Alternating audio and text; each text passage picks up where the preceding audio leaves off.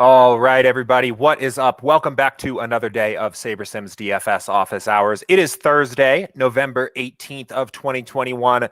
Thank you for tuning into the stream here today. Whether you are watching me live or you are watching this back as a recording, appreciate you being here. If this is your first time watching the stream, thanks for tuning in. This is a live open Q&A show where I answer questions about SaberSim, about DFS strategy, really whatever you guys want to talk about. We get questions in through support. You can email us, support@sabersim.com. We get questions in through YouTube chat live. If you're here watching and you have a question about anything I'm talking about or otherwise, pop it into YouTube chat. And we get questions in through our Slack community in the Office Hours channel in Slack. The Office Hours channel is just one of the many great reasons to be in that community. If you are interested in joining and you are not already there, there is a link to join in the description of every past Office Hours video. So highly recommend getting joined up there. But for everybody else, welcome. We've got a 6-game NBA slate on tap. Thursday night football showdown as well. Hockey, DFS. What else do we have going on? And looking ahead to another Sunday of NFL football as well, too. So by Thursday, I think I at least start to generally at least kind of get an idea of what the slate is going to start to look like. I think projections and ownership and news and things like that start to get a little bit more dialed in. You get an idea of where things are starting to sit. So plenty of fun things to talk about here today. I only have here, let's see, just a few questions in our queue here today. So great day to ask questions if you've been waiting for a less busy show to ask them here. We'll go ahead and just start jumping in. But as always, go ahead and pop your questions into the queue now. I answer these things in roughly chronological order. I try to answer things in the order that they come in. So if you've got something that you want to ask, fire it off. But pull up the app here and we'll go ahead and get started. First question here. This came in from Kevin.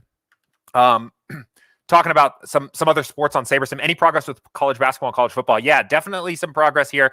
We actually recently brought on a new I think data scientist is probably the right role, similar to Will, with kind of a specialty in these college sports. So some exciting things to come there. Of course, with college football starting to get to the latter half of the season, I think our goal is going to be a little bit more being ready for the start of next season. So I know probably a little bit of you out there that we're hoping to have something for this season, but looking ahead to next season. For college basketball, with the season having just started, we're pushing forward on trying to get some support added in the future here. I don't want to make any promises here, but we are working on both of those sports behind the scenes. I think adding support for the college sports scene is probably at the moment our number one goal in terms of new sports support. I know there are constantly questions about adding different support for other sports. NASCAR is a common one that comes up. We've heard tennis, soccer, of course. These things are all on our radar. I will say what I always say when these kinds of questions come up is that we do not take the development and ultimately the release of a new model and a new projection model for a sport lightly. We take it very seriously. If we're going to put projections out there for a sport, we want them to be something that we really stand behind, believe in, use ourselves, etc. So that is why we always really want to take our time with these things before pushing out a product that we are not ourselves satisfied with. So, but good question there. And we'll go ahead and move next into a question here from Fading Mahomes. And he said, you talk about doing your own research on ownership to make adjustments. I play only NFL for now. Where should I go to research ownership of players besides SaberSim? Yeah, I think this is an interesting question. And I do talk about this a lot. I think this is something that is a good way to add value. And I don't even think necessarily that you need to start by thinking of this as like, oh, I need to update ownership projections. Where am I going to go where I can get ownership projections? Like that's not exactly what I intended to get across here. I think there's a lot of this that you can kind of just do somewhat intuitively. And one of the ways I really like to do that is to just kind of think about perceived value, right?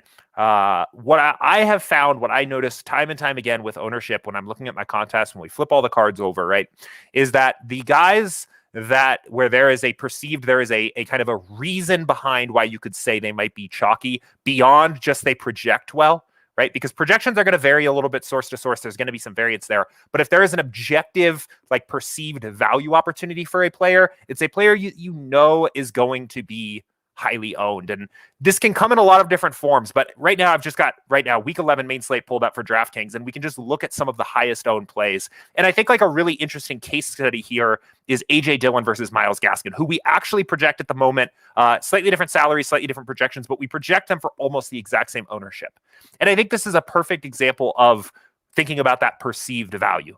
We know Aaron Jones isn't going to play this week, right? AJ Dillon's going to get the bulk amount of the work. Now, Myles Gaskin is a great play. He's been a great play for multiple weeks. He's projected well consistently week over week, and seems like he's been consistently pretty underpriced in the past few weeks, and is probably a good play.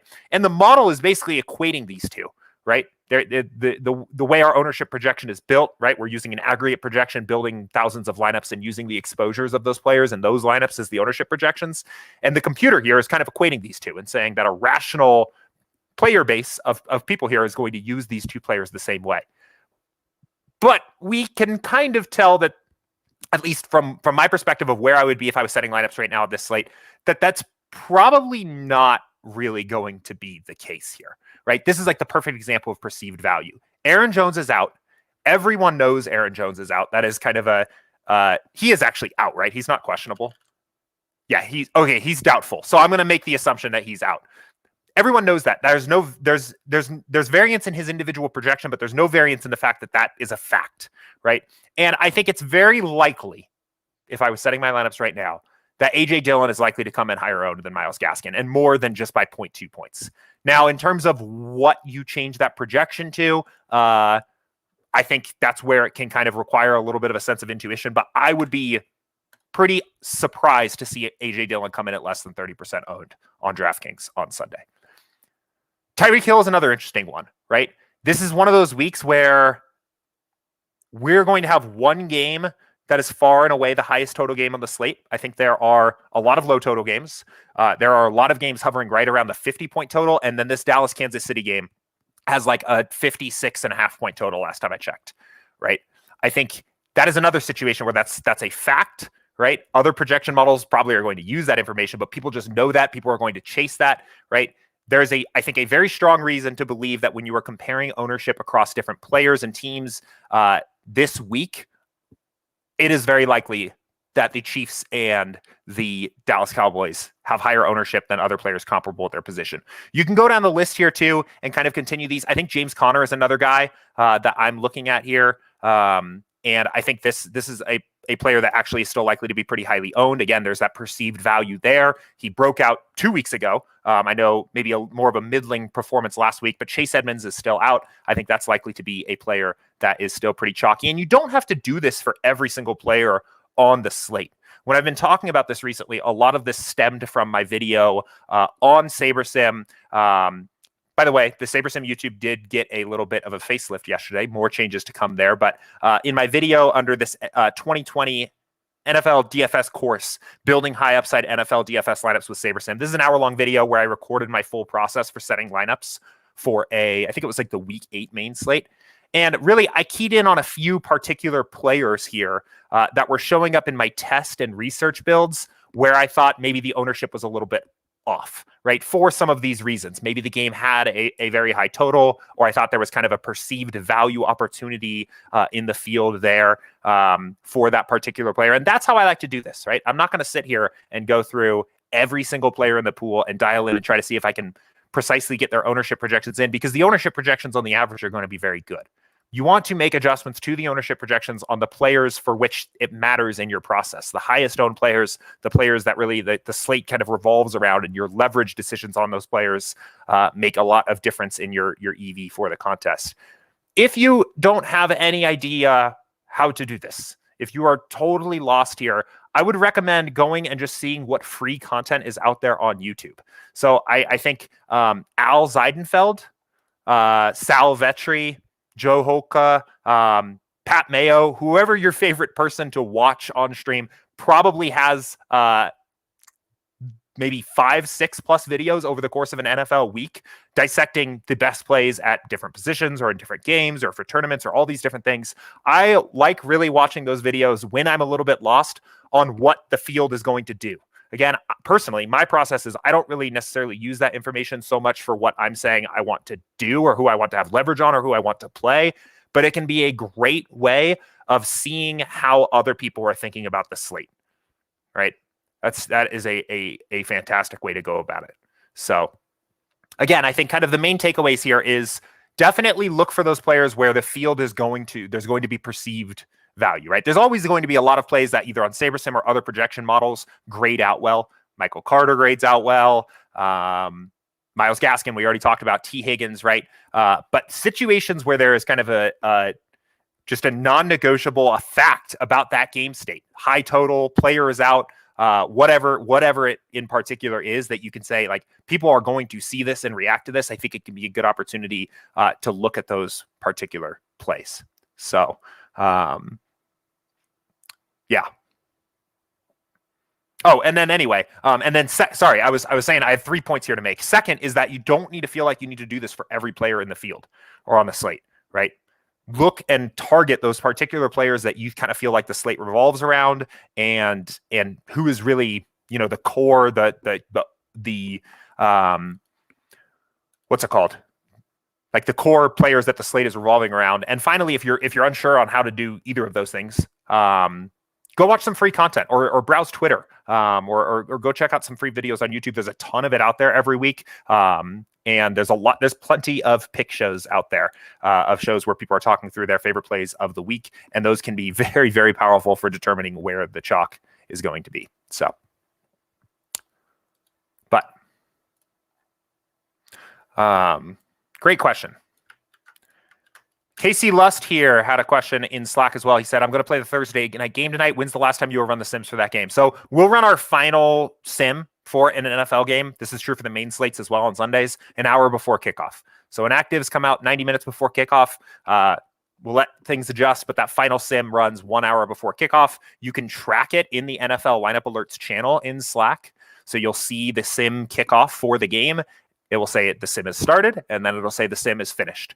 That is typically the very last sim for any NFL slate or game, unless something significant breaks an hour before lock, which I would say doesn't happen too often. It's more likely to happen on an NFL main slate because there's just more games. On a showdown like tonight, you pretty confidently build lineups after that last sim runs 1 hour before game start. So.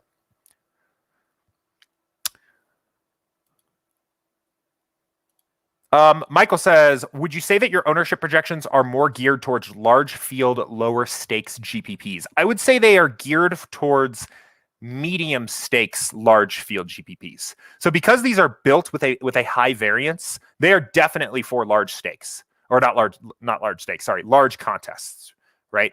We are assuming a fairly spread out ownership here. And I think in actuality, if we're ever going to be wrong on a certain player, we're probably going to be under. I think it's unlikely that we're ever going to be very much over on a player. I think we're going to be under. And as you get as the field gets smaller, that ownership's going to condense more, and we're going to be even more under on our projection. So these are definitely for like very large stakes ownership projections. But large field, I keep messing that up. Large field GPPs. But the reason why I think it's actually probably a little bit more medium, or maybe even a little bit towards the higher stakes, like probably like the flagship. Maybe like the Millie Maker for NFL would be a good one to think about. And the reason why I think that is again, because what's happening here is we're taking an aggregate projection, building a ton of lineups at a high variance setting to help make up these ownership projections. So a computer, like a perfectly rational computer, is basically coming up with these. And I think as you drop into the lower stakes, you're working with worse players overall. And players are going to struggle to find just the best plays in general, right? So comparing like an algorithm that's doing this from a algorithmic means, like a pure calculation means, right? It's going to better resemble what stronger players overall are going to do. Like just going back to this example here, right? Let's say again, like this ownership projection being right in line with AJ Dillon, to me, indicates that at this particular point in the week, that actually like the field, the projections that are out there in terms of like the rational field is actually going to equate these two players similarly. I think the lower your stakes go, the more you're actually going to see more ownership on AJ Dillon and probably less on a guy like Gaskin. and this could all change, right? It's Thursday. I'm just using these two players as an example. But as your field kind of gets theoretically less skilled at finding the best plays overall, the more they're going to probably gravitate towards the plays where there is that perceived value as opposed to just looking at like what the projections actually say. So I would say, yeah, thinking about it, it's definitely a large field, big contest. But I think they probably more accurately resemble accurate ownership projections at more of like the medium stakes, where you have a bit of a more rational, logical field in theory, at least. So, but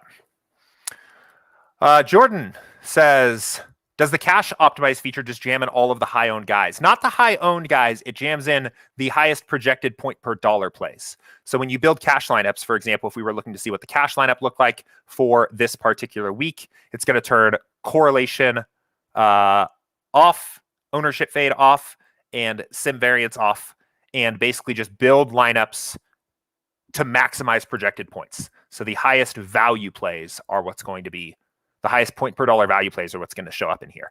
And speaking of this, since we've been talking ownership here a bit at the start of the stream, another good way that you can get a little bit of an idea of what the chalk might be is to just build a ton of cash lineups. We talked about that back in baseball season. That was kind of a more common thread that I was going back to here in baseball. But I'm not even talking about 40. Like you can, if you have the time, you might as well build 500 and just see like what kind of players are showing up in cash. And those are plays that are likely to be a little bit higher owned. Because they grade out well point per dollar. So we'll go ahead and make two quick adjustments here. But you can see here. So basically, at the moment, this is the highest projected lineup you can create with our projections. This would be our recommended cash optimal here at the moment if the slate started right now. So,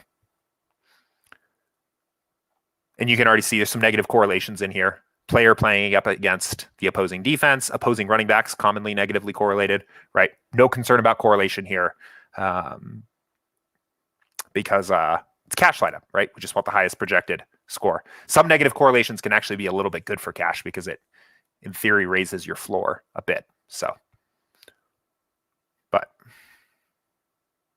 and you can definitely see situations too. I think one thing that can be useful here, you can kind of see situations where maybe you are getting a player that you can identify the player that maybe kind of sticks out like the sore thumb here in the lineup by looking sometimes at the ownership projections, right?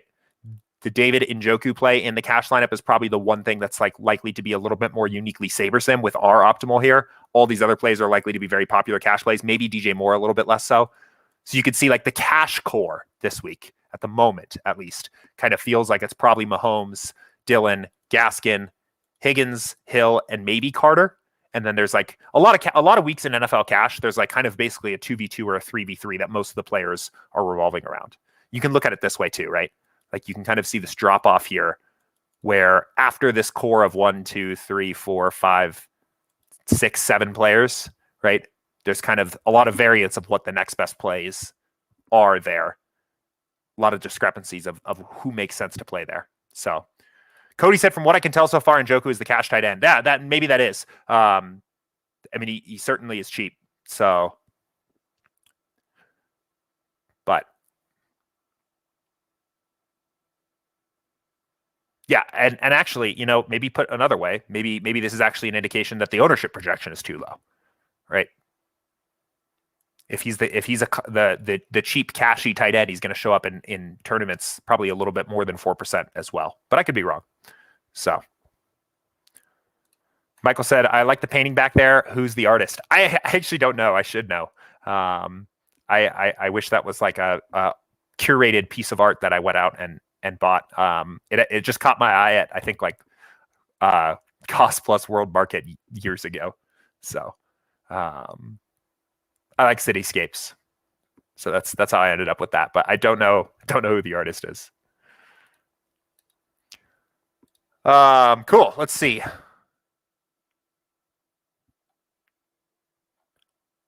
Okay, so since we have the time, I'm going to bring up this this chart here and talk about this. I know. So Michael posted this. Different Michael here yesterday in the Office Hours channel. Max responded a bit. I was just going to pull it up on stream so we could talk about it a little bit here.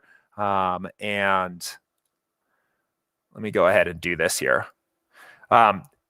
At the moment, this is really kind of the last question I have in my queue here for today. So feel free to fire off your questions into chat if you have any here now. But let me go ahead and pull this up.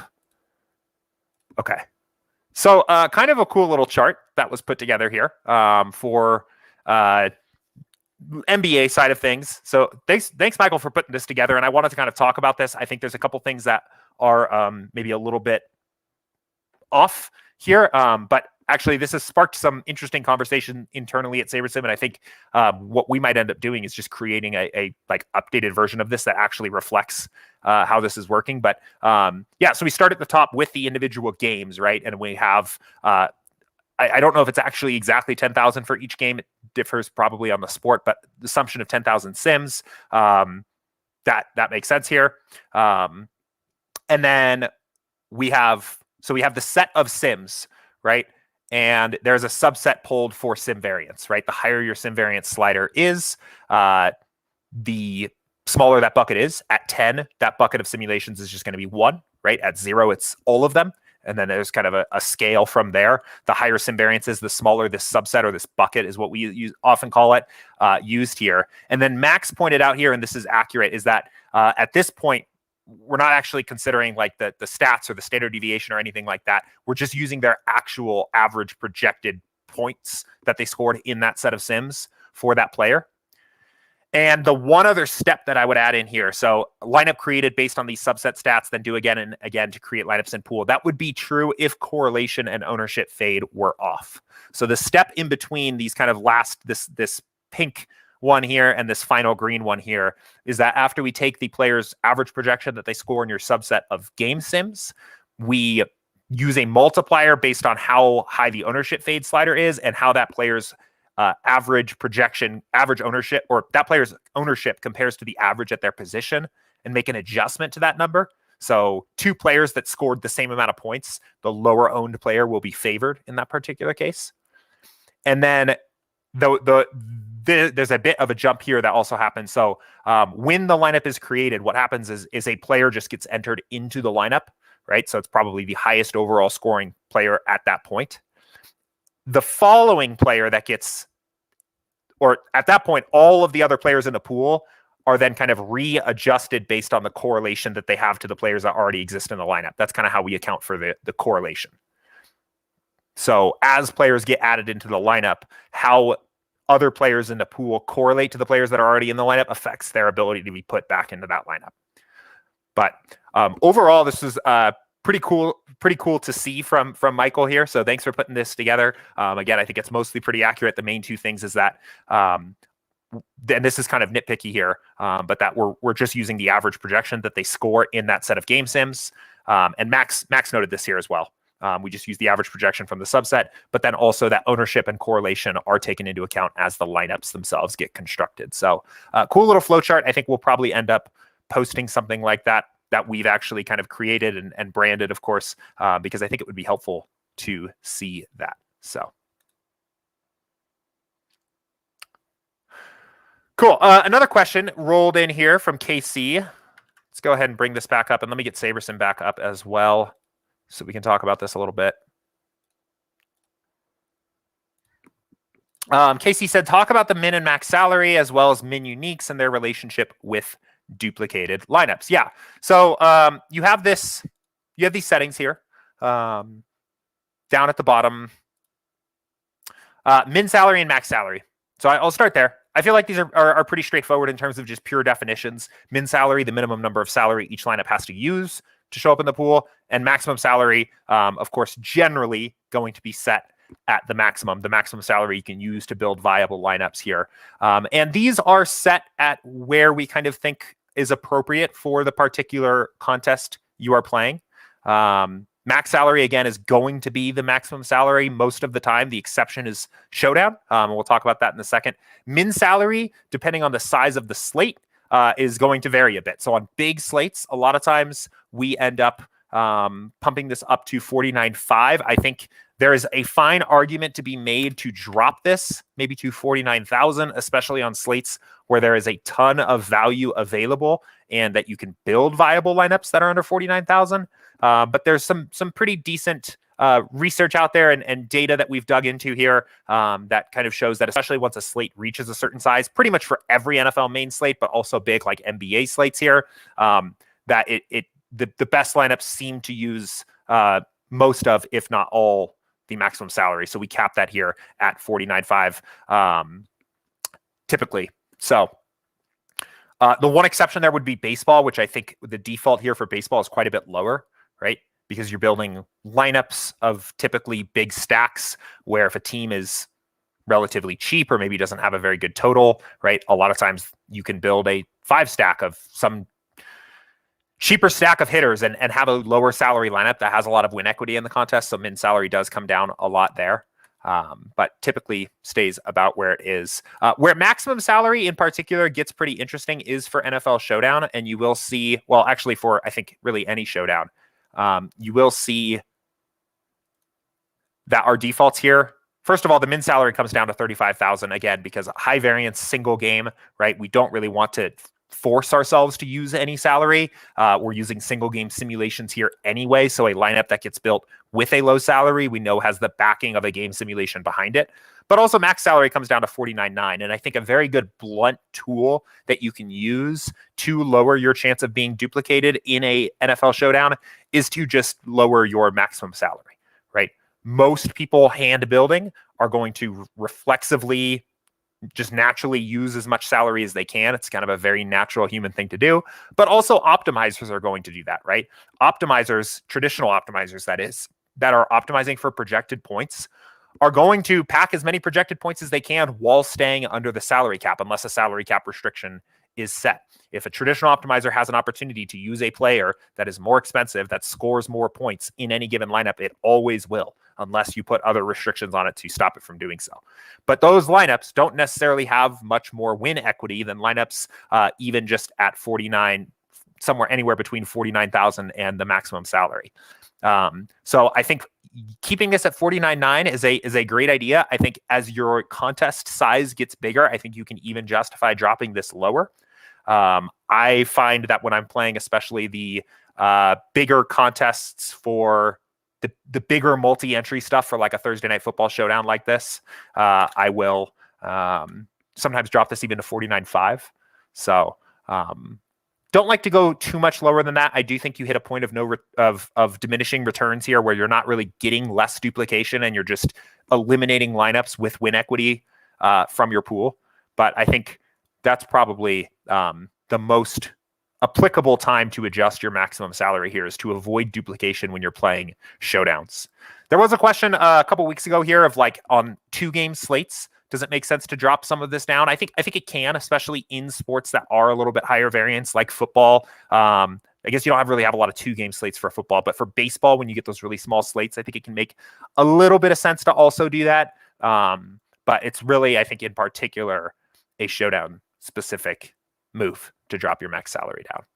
So min uniques here is what it is going to do is where this is set is it's going to guarantee that any two lineups in your pool when compared to one another have at least this number of unique players when comparing. So by default, it's going to be 1 or by default and the minimum value this can have is 1, because if it was 0, which it isn't even allowed, it would allow you to duplicate a lineup, right? So 1 is saying if you pick any lineup out of the pool and compare it to any other lineup in the pool, at least 1 player is different. And as you bump this up, it goes to at least 2 players, right? One thing to note here that I know has caused a little bit of confusion in the past is for Showdown, right?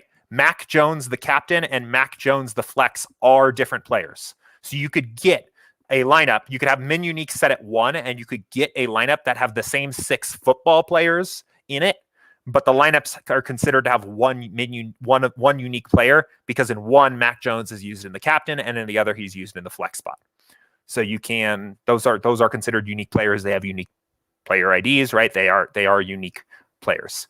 In terms of what the kind of usage for this would be, is this is another kind of blunt tool to force diversity into your lineups. I don't ever use this. I've actually never used it since we've added it. And the main reason why is because I feel like I get enough natural diversity in my lineups purely based on using the sim variance slider, right?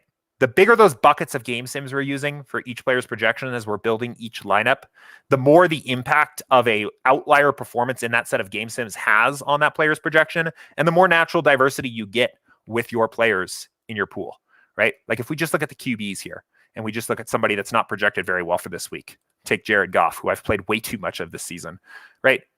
Very low projection, not going to show into a lot of lineups if you are taking big buckets of game simulations, because most of his outcomes are anywhere from like 7 to 19 points. But he does have these high upside ceiling games where he can score 25 to 35, 25 to 30 points or so, right? And if your sim variance is at 10 and you pull a simulation where Jared Goff scores 28 points at 5,100, right? He's probably going to go into the lineup.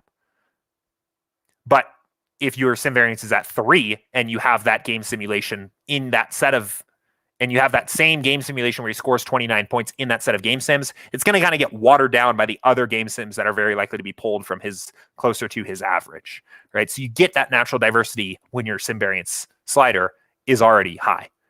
So why would you want to use this, right? What would be the tool of doing this? Well, increasing this is going to make your lineups more unique from one another, more diverse, without increasing the variance, right?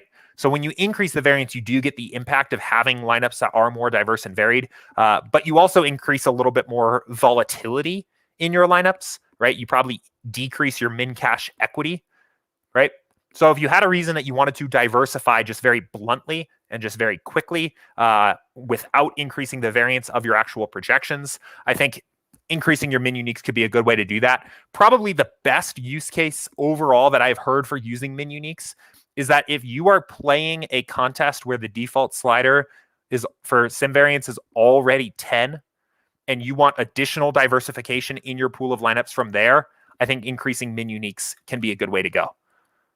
Right? This would be a very spread out approach because sim variance at 10 is already going to build you pretty unique lineups. But if you wanted to force additional diversity in there, and you can't possibly make the sim variance slider any higher, I think you can justify increasing min uniques at that point. That's probably the best overall use case I've heard for it. But that is what it does, and that's what it's for. So. I guess we'll tackle this one here as well because KC mentioned it here. He added on and positions in flex. So this is another one. I mean, to be completely honest, like this is something that was added here in a past season, mostly because it was very highly requested and not really something that I use again, or something that I think is very necessary, right, to do. The whole thinking behind this again is with a traditional tool that is optimizing purely for average projection. You can get players that are showing up in your lineups, and you can get certain positions in your flex that purely show up just because they fit. They allow the lineup to come together. The lineup has a high average projection, right? We don't care about averages when we're playing GPPs. We care about upside. But because that player has a high average projection, you have a double tight end lineup thrown in there, right? Tight ends generally have a little bit lower upside, or you get sometimes maybe a running back, right? I think the trendy thing in the DFS world now is to play wide receivers in the flex, right? These are rules of thumbs trying to combat the natural faults of traditional optimizers because they don't understand upside.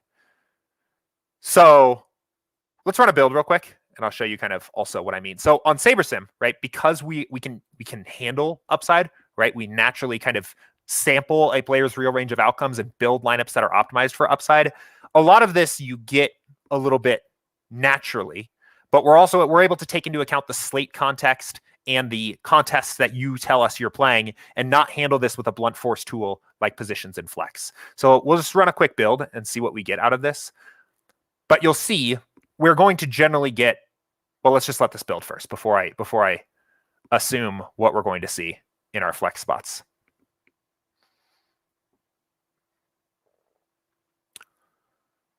While this is building, I guess I haven't really defined what it does yet.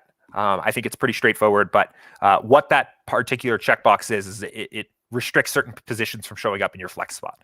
So if you uncheck running back and tight ends, we won't put running backs and tight ends in your lineups, which I think is probably what most people do. like people that are using that overall. I think most people probably do that. Again, I don't do it because I'm pretty flexible with the players I'm using in my flex spots. That's terrible. Shouldn't have said that. I regret it already. All right, let's see what we're getting here.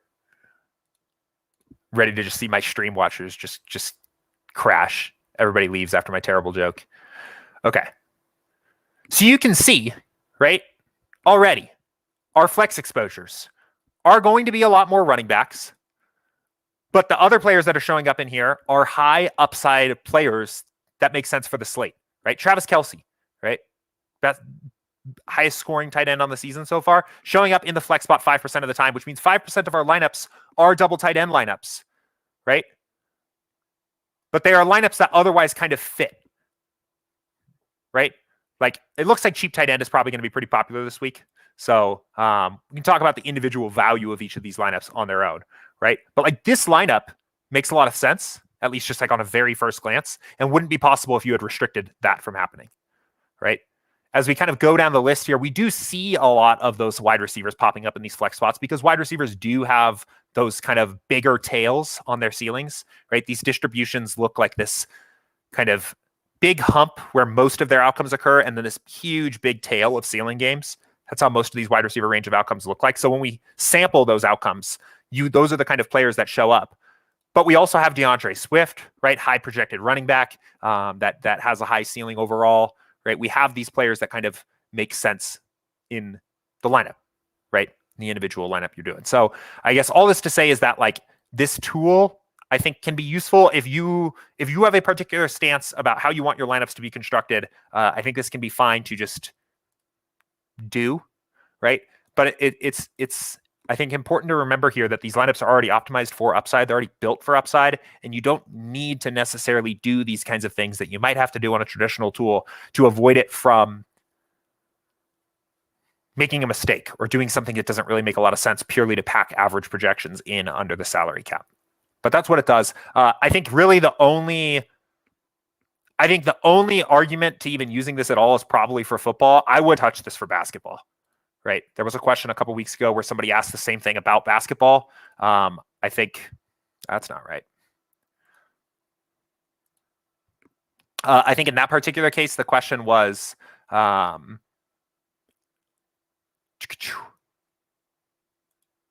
lost my train of thought. The question was like, should I only use big men here, right? Players that have like generally rack up their fantasy points in more diverse ways, aren't necessarily just tied to scoring, like maybe wings or guards can be potentially. And again, I don't think you need to do that. I don't think it's a necessary thing to do because the lineups are already built for upside. Cody said, I do think unclicking D in hockey can be useful too, to be honest. Yeah, that's fair. I wasn't so much, I was kind of thinking more the big three. I always neglect hockey a little bit here on these streams when I'm kind of just thinking through things. That's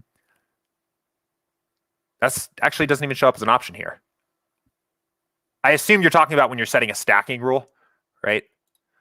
So I do think that can make some sense here, where you're like forcing, if you're going to use like 3 players from the same even strength line and force it to use center and 2 wings, right? So you like just get the attackers on all of that same line. I think that can make sense.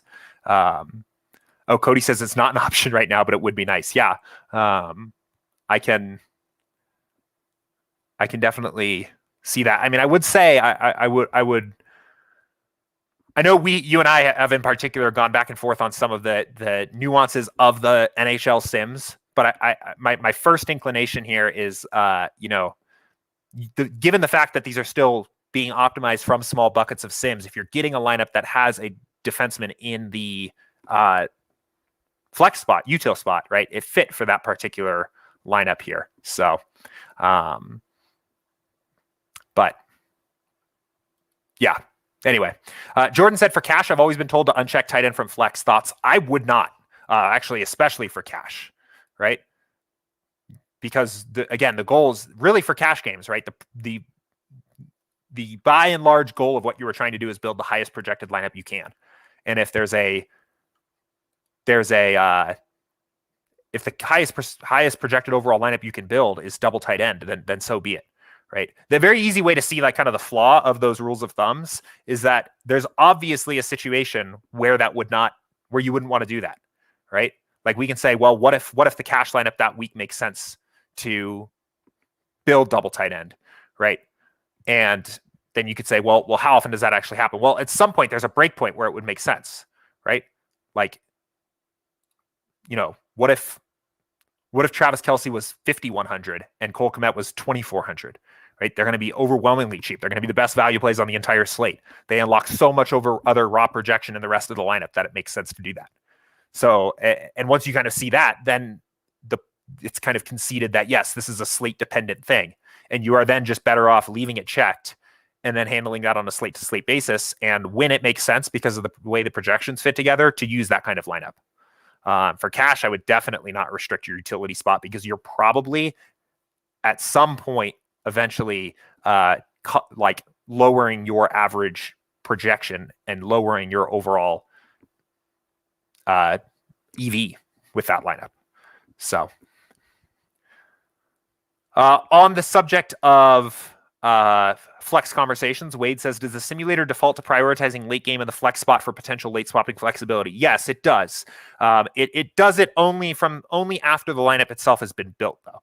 So once we build the best possible lineup we can, right, we'll make sure that the player playing in the latest game is in the flex spot or in utility spots in general. Like for NBA, right, there's kind of 3 flex spots, at least on DraftKings. You have the guard, the forward, and the utility spot.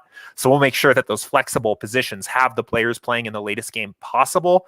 And when there are tiebreakers, we'll use the highest salary player in those flex spots where possible. But we don't necessarily force players in a late game into the flex spot. So if we built you a lineup that had all players playing from the early game, right, that could happen.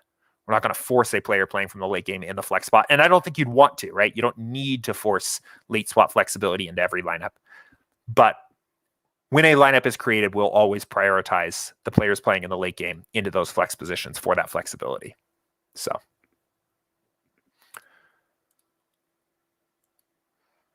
But. Let's see. Good question here from Underrated. He said, would you say SaberSim really shines on smaller slates like the night slates and showdowns rather than the main slates? Small sample size, I know, but just seeing a lot of wins on these contests from SaberSim, just wondering if I should focus on those more. Yeah, I know. I think it is probably a sample size thing here. I think what I would be more interested to see is, again, like not if you have even a small sample size of data saying that your top 1% equity in your contest is higher on smaller slates and showdowns, I'd be interested to see that. If you're coming at this from an ROI or profit standpoint, it's probably very much just being influenced by the small sample size. That said, I think on the small slates and the showdowns in general, that the value of simulations can really start to shine, like especially showdown where we have these single game outcomes and we can just very quickly build the optimal lineups for these outcomes, right? That's just like a very obvious huge edge compared to what the traditional tools are out there, right? When the variance of the game goes down, as the slate gets bigger on an NFL slate, the kind of variance of what you need to win the contest goes down a little bit, right? In a showdown slate, you basically have to find the optimal for most of them or very close to it. So then having a simulation that can simulate basically all the outcomes of the games and then give you the optimals of those games is obviously very valuable. But as you less so need that optimal to win the contest, I think the value of average projections and rules of thumbs can get you a little bit closer there on like a main slate. So, I mean, I have found also for myself that particularly, I don't know necessarily on showdowns as much, but on shorter slates, that SaberSim does really seem to, in particular, excel. So I have seen too on the night slates that we've had a lot of Winner Circle people posting about the night slates recently. So I think too, like the other thing that I think generally tends to happen is when you have these shorter slates. So like even the afternoon only for a football game, right? Like there are less must plays. There are less extremely well projected players the smaller the slate gets. But a traditional optimizer that's optimizing for projected points is just still going to prioritize the plays that are projected the best, right? But on a small slate, the best projected plays probably are not as good as they are on a main slate. So you get these very high. It's very, very easy to find leverage on plays quickly, on players quickly on smaller slates, because the field is going to gravitate towards these plays that in the vacuum of the small slate are projected the best, but don't have that much higher of a ceiling or a probability of being in the winning lineup than other players in the slate, right? Like, are you going to be able to get away from Aaron Jones this week? Let's see what his projection is, right? It's actually 3.2. Let's see. Just curious. Okay, so I mean, I guess it's at least interesting, right? The best overall value play, point per dollar play that we have on the main slate this week is A.J. Dillon, who's playing in the early game. At this point right now, 3.2 points per dollar for him, right? Probably going to be the highest owned play on the slate. We don't have a similar comparable play on the afternoon only. But the plays that are the best available plays on that slate are going to get much higher ownership than even a guy like A.J. Dillon will have on the main slate.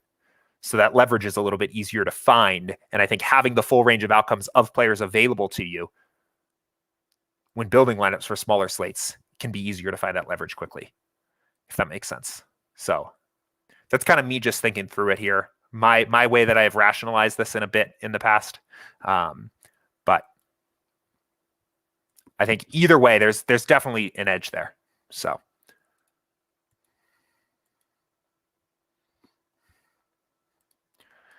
Back on the hockey thing, Cody said, yeah, it's a roster construction philosophy thing. If I'm playing a third D-man, I only want it to be a higher price guy. That makes sense. That makes a lot of sense to me. So. Cool. Well, I think that is about it here. I will wait to see if any other questions trickle in here. We do have still 12 or so minutes left in the stream today. I will have to cut it off at an hour sharp here today, even if there are more questions that come in. While I am waiting just a bit for any other final last questions to come in, I will say we do have a video coming out onto our YouTube channel this week. Max actually very kindly recorded his full NBA DFS process on both DraftKings and FanDuel live last night for last night's 11-game NBA slate. Walked through everything he was doing, why he was doing it, how he was thinking through kind of the problem of the slate. And we are going to be putting that video together and releasing it here, hopefully today, but at the very least before the end of the week. I know that has been a pretty highly anticipated video overall. I have recorded two very similar videos here for football and baseball. And now you guys will get an opportunity to see it here with a different face and voice and strategy, because Max plays quite a bit different than I do, but also for a different sport, for seeing it for basketball. So how Max thinks through some of his adjustments to projections, how he deals with breaking news as the slate is about to start, how he deals with late swap, all that kind of stuff. Really excited to get that out. So look forward to that before the end of the week. Of course, we do have one more office hour stream before the end of the week here. So tomorrow, 2 p.m. Eastern on Friday, we'll be back one more time for this week answering your questions. So if you have questions as you're building your lineups for the NFL Showdown slate tonight, the NBA slate tonight, or the NHL slate, of course, don't want to leave NHL out. Always feel free to pop them into office hours or shoot us an email. support@sabersim.com. So, Cody said, this will be the last question here. Any chance you get that flex position option put into NHL, or who do I need to reach out to request it? Yeah, I think that's something we should probably be able to add. So I will note that for the team here. We do have some very exciting things going on behind the scenes that we are trying to stay as focused on as possible to get new big features out for you guys. Can't say much more than that at the moment. So I will say we do have a pretty decent sized roadmap in front of us that we are hoping to stay very focused on here, so we can deliver features as quickly as possible. But I think that's a pretty minor thing here. And I can definitely see how it would add a little bit of value, at least to the hockey side. So see what we can do there. But okay, another question here. That's all good. We'll stay as long as there's questions, at least within the next 10 minutes. Pop said, best time to run the sim before showdown lock. So talked about this here at the start of the stream as well. But for football, for all football games, our last sim runs 1 hour before kickoff. Inactives come out at 90 minutes before kickoff. We run our final sim 1 hour before kickoff. Sim takes generally probably 10 or 15 minutes to run. Football sims are a little bit longer just because a little bit more of a crazy sport to simulate. So I would say keep an eye on the NFL alerts channel in Slack, and you can see when that final sim starts and finishes. Otherwise, on the app, if you're just looking on the app, this last updated timestamp here will update for the sim will run here at roughly 5:20. Oh no, yeah. Wait, this is my local time, I think. Yeah, the game starts at 6:20 for me here in Mountain Time. So it will update at 7:20 Eastern Time here, right? And I don't know how you East Coasters do it. And you'll see a timestamp here that updates at probably like 7:30, 7:35-ish Eastern Time. And you can rebuild your lineups then, or start building your lineups for the last time. So, but anyway, we'll go ahead and wrap it up there. Again, right back here tomorrow, 2 p.m. Eastern. So always feel free to reach out if you have questions for tomorrow's show. In the meantime, good luck on all your contests tonight. Take care.